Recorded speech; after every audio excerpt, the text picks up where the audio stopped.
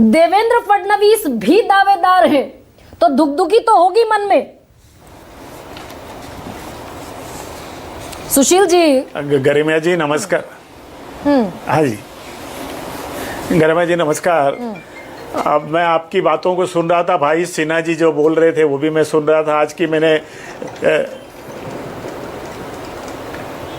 और आज हमारे तीनों शीर्षस्थ नेता जो महायुति के, उनकी पत्रकार परिषद भी मैंने सुनी।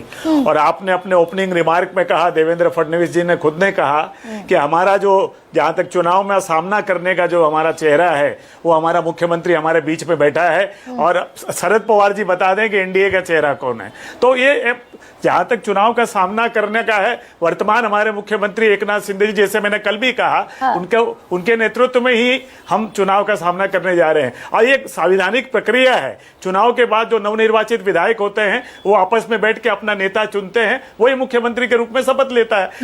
वो संभावना 23 नवंबर के बाद आएगी। यानी कि सुशील व्यास, आप इस बात के लिए तैयार हैं कि एकनाथ शिंदे अगर कल भारतीय जनता पार्टी सबसे बड़ी पार्टी बनकर आ गई तो उद्धव ठाकरे को नहीं बनाया तो हो सकता है एकनाथ शिंदे को भी ना बनाए। तो इन कह रहे हैं कि दावेदार हैं देवेंद्र फडणवीस मुख्यमंत्री पद के।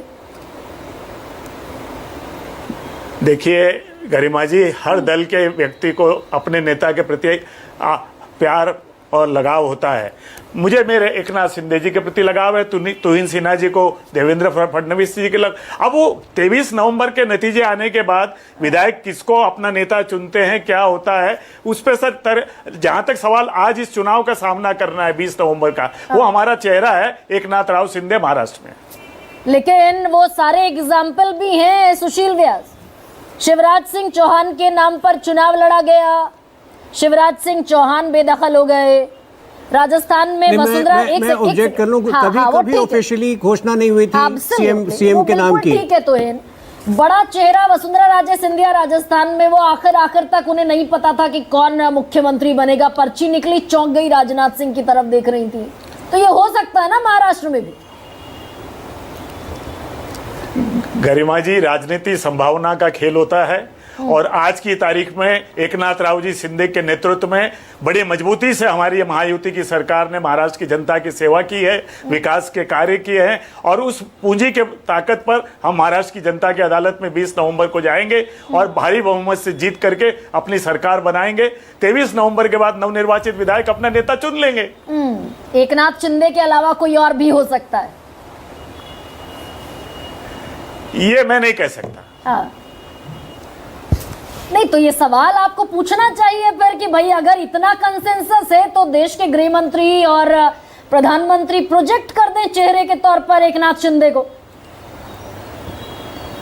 गरिमा जी बुरा मत मानिएगा, हाँ। संवैधानिक प्रक्रिया ये नहीं है। संवैधानिक प्रक्रिया यही है कि निर्वाचित विधायक अपना नेता चुनने की मीटिंग करते। आज भी हमने देखा, हरियाणा में बहुमत आने के बावजूद भाजपा के विधायकों की मीटिंग हुई, विधिवत सैनी जी को नेता चुना गया, तब वो मुख्यमंत्री का दावा पेश करने राज्यपाल के पास गए। हाँ, इसी में हरियाणा में कहा भाई देश के गृह मंत्री अमित शाह ने, नायब सिंह सैनी हमारा चेहरा होंगे, कहा हरियाणा की रैलियों में।